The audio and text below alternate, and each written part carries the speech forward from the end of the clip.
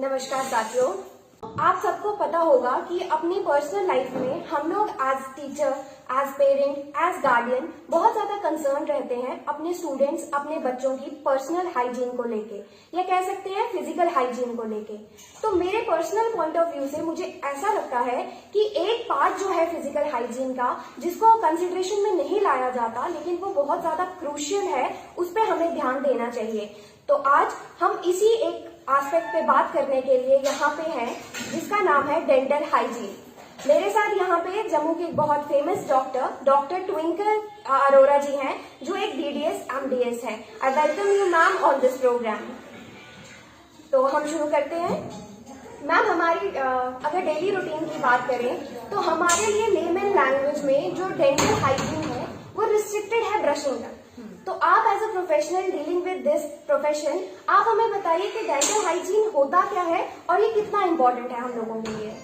देखिए, आपकी dental hygiene में जो है वो सिर्फ दांत ही नहीं आते, उसमें आपके दांतों के साथ आपकी टंग, आपके गम, सब कुछ इन्वॉल्व होता है। तो डेंटल हाइजीन ओवरऑल देखा जाए तो उसमें हमारे टीथ की क्लीनिंग, हमारे गम्स की केयर और हमारी टंग क्लीनिंग, ये तीनों चीजें बहुत इंपॉर्टेंट है। जी, जैसे कि मैम ने बताया कि डेंटल जो हाइजीन है वो सिर्फ हमारे दांतों तक या ब्रशिंग तक नहीं लिमिटेड है, उसमें हमारा पूरा माउथ, पूरी ओरल हाइजीन जिसको बोलते हैं, पूरे गम्स आते हैं और बहुत कुछ आता है। तो मैम, नेक्स्ट मैं आपसे ये पूछना चाहूंगी, जैसे कि हम लोग ये देखते हैं कि कोई भी चीज करने का एक प्रॉपर तरीका होता है। जब हम उसको प्रॉपर तरीके से करते हैं तो हमारा टाइम भी बचता है, एफर्ट्स भी बचते हैं और हमारा जो रिजल्ट होता है वो भी बहुत अच्छा आता है। तो हम लोगों को बेसिकली ये प्रॉपर पता ही नहीं है कि ब्रश किस तरीके से करना चाहिए। तो हमारे बच्चों को ये बताने के लिए आप प्लीज इतना सा हमें एक्सप्लेन कीजिए कि ब्रश करने का प्रॉपर तरीका क्या है और कितने टाइम तक हमें ब्रश करना चाहिए। ठीक है, सबसे पहले तो ब्रशिंग का टाइम जो है वो हमें 2 to 3 मिनट्स रखना चाहिए। ठीक है, प्रॉपर मेथड जो है वो हमारी जो लैंग्वेज है उसमें बास टेक्निक बोलते हैं। उसमें हमें क्या करना चाहिए, जो ब्रश है हमें इस तरीके से लेकर पूरा नीचे से लेकर ऊपर दांतों मैम प्लीज कैमरा की तरफ देखिए, एक्सप्लेन नीचे से लेकर ऊपर की तरफ, अंदर वाली तरफ से भी हम क्या करते हैं, ब्रशिंग जब करते हैं मोस्टली सारे ऐसे ऐसे ऐसे ऐसे कर दिया, ये सबसे ज्यादा गलत तरीका है। ब्रश की क्लीनिंग सारे सर्फेस से होनी चाहिए, बाहर वाला, अंदर का सर्फेस, ऊपर का सर्फेस, प्लस टंग क्लीनिंग के लिए अलग चीजें होती हैं। ब्रशिंग सबसे पहले हमें ब्रश इस तरीके से पकड़ना है, ऐसे नीचे से ऊपर की तरफ ब्रशिंग होगी, अंदर वाली तरफ से ब्रशिंग होगी और फिर ऊपर वाली तरफ ब्रशिंग होगी। और इस पूरे प्रोसीजर को, जैसे हमारा लोअर जॉ है, अपर जॉ है, नॉर्मली 2 to 3 मिनट्स लगते ही लगते हैं। प्लस सबसे मेन इंपॉर्टेंट है जो आपका टूथब्रश आप यूज कर रहे हो, उसके ये जो चीजें होती हैं ब्रश की, ये चीजें, इसे हम ब्रिसल्स बोलते हैं। जो ब्रिसल्स है हमारे वो हमेशा सॉफ्ट होने चाहिए, प्रेफरेबली सॉफ्ट ब्रिसल्स वाला ब्रश यूज करना चाहिए। बिकॉज जो हार्ड ब्रिसल्स होते हैं और जो हार्श होते हैं उससे लोग ऐसे ऐसे ऐसे ऐसे ब्रशिंग करते हैं, उससे जो नेक ऑफ द टूथ है, जिसको हम सर्वाइकल एरिया बोलते हैं, वो पूरा ट्रिम हो जाता है। तो एक तो ब्रशिंग का टाइम 2 to 3 मिनट्स होना चाहिए। टूथब्रश आपका चेंज होना चाहिए after every 3 to 4 months and proper technique should be followed. जैसे कि मैम ने हमें बताया कि प्रॉपर वे क्या है ब्रश करने का, हमें दांतों को घिसना नहीं है बल्कि आराम से ऊपर नीचे करते हुए दांतों को ब्रश करना है। और उन्होंने हमें ये भी बताया कि हमें 2 या 3 मिनट से ज्यादा ब्रश नहीं करना चाहिए और हमें ब्रश जो है वो रेगुलरली चेंज करना चाहिए।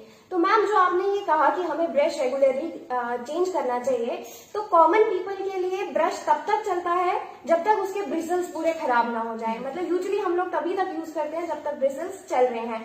तो आपके अकॉर्डिंग क्या कितने टाइम तक हमें एक ब्रश को यूज करना चाहिए और मतलब कौन सा ऐसा पर्टिकुलर एक इंग्रेडिएंट देख के हमें टूथपेस्ट यूज करना चाहिए जो हमारे बच्चों के लिए ज्यादा इफेक्टिव होगा।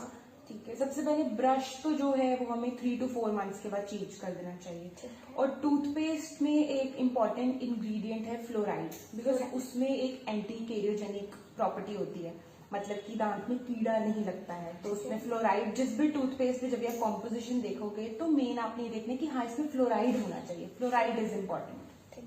तो आप सबको ये पता चल गया होगा कि टूथपेस्ट का हमने कौन सा कंपोनेंट इंग्रेडिएंट देख के खरीदना है, फ्लोराइड उसमें होना चाहिए। और टूथब्रश की जहां तक बात करें तो हमें ये टूथब्रश बहुत देर तक चलाना नहीं है जब तक उसके ब्रिसल्स ना खराब हो जाए। हमें रेगुलर इंटरवल पे 3 to 4 मंथ्स के इंटरवल पे अपना टूथब्रश जो है वो चेंज करना चाहिए। अच्छा मैम, नेक्स्ट मैं आपसे ये पूछना चाहती हूँ, जैसे हमारे दांतों में कई बार बहुत प्रॉब्लम आ जाती है, लेकिन हम डिटेक्ट ही नहीं कर पाते कि अब हमें शायद डेंटिस्ट के पास जाने की जरूरत है। तो कौन से ऐसे अर्ली साइंस हैं जो हमें ये पता करवाते हैं कि नहीं, अब टाइम आ गया है, अब हमें डेंटिस्ट के पास विजिट करना चाहिए? क्योंकि बच्चे जो है वो उतना ध्यान नहीं देते हैं। तो ऐसे अर्ली सिम्टम्स क्या है? और साथ में इसके मैं ये भी पूछना चाहूंगी कि जैसे बच्चों में दांतों की बहुत प्रॉब्लम्स हो जाती हैं, जैसे टूथ डिके हो जाता है, जिंजिवाइटिस की प्रॉब्लम है या कुछ और प्रॉब्लम्स है, उन चीजों को हम प्रिवेंट कैसे कर सकते हैं? देखो, प्रॉब्लम्स जो एक लेमैन बंदे को समझ आती हैं वो है कि अगर वो ब्रशिंग के टाइम पे मिरर में देखे कि हाँ यहाँ से काला पड़ रहा है, या स्टेन्स हो रहे हैं, या कुछ डिपॉजिट्स हो रहे हैं, या उसको कुछ सेंसेशन फील हो रही है, ये सारी चीजें हैं।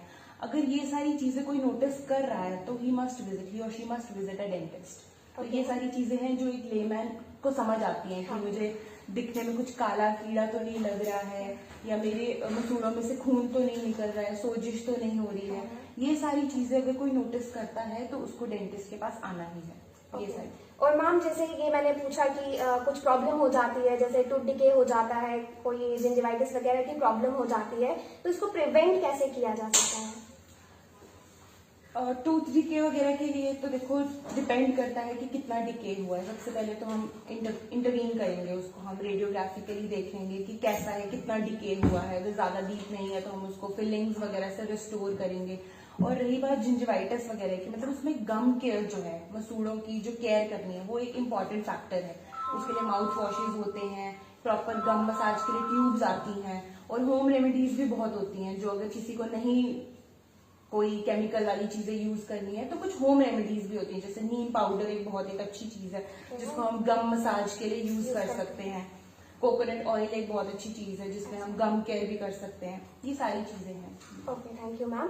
जैसे कि मैम ने बताया कि एक मैं ऐड ऑन करना चाहूंगी यहाँ पे कि बच्चों को मीठा ज्यादा नहीं खाना है अगर उनको टूथ डिके प्रिवेंट करना है तो। और इन्होंने बहुत अच्छी होम रेमेडीज भी हमें बताई और बहुत सारी चीजें बताई कि हमें कब विजिट करना चाहिए डॉक्टर को।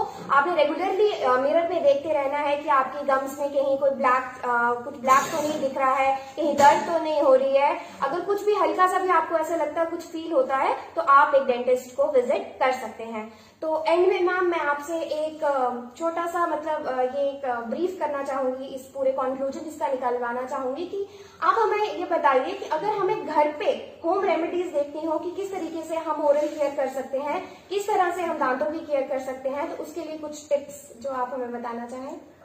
टिप्स एक तो है कि प्रॉपर क्लीनिंग, प्रॉपर केयर, उसके लिए ब्रशिंग ट्वाइस अ डे। आप एक प्रॉपर एक माउथ वॉश यूज कर सकते हो, ठीक है। उससे आपकी गम केयर भी होगी, प्लस आपको कुछ भी स्टेनिंग वगैरह जो है वो नहीं रहेगी।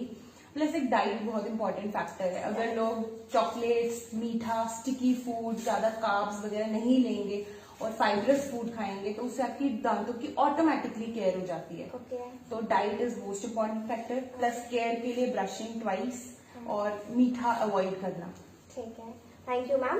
तो मैम ने अभी हमें बहुत ही अच्छी इन्फॉर्मेशन दी हमारे डेंटल केयर को लेके, डेंटल हाइजीन को लेके, कि हमें जो है फाइबर रिच जो डाइट लेनी है वो लेनी है, मीठा कम खाना है, सिर्फ ब्रश करना ही डेंटल हाइजीन नहीं है, इसमें हमें प्रॉपर केयर अपने गम्स की करनी है, अपना ब्रश रेगुलरली चेंज करना है, अपना जो है ब्रश ज्यादा देर तक नहीं करना है जिससे हमारे दांत खराब हो सकते हैं। तो मैं आपका बहुत बहुत थैंक यू करना चाहूंगी कि आपने हमारे लिए अपना इतना वैल्यूएबल टाइम स्पेयर किया और हमारे इस सेशन को बहुत ही ज्यादा आपने फ्रूटफुल बनाया। Thank you so much ma'am, and thank you all the viewers.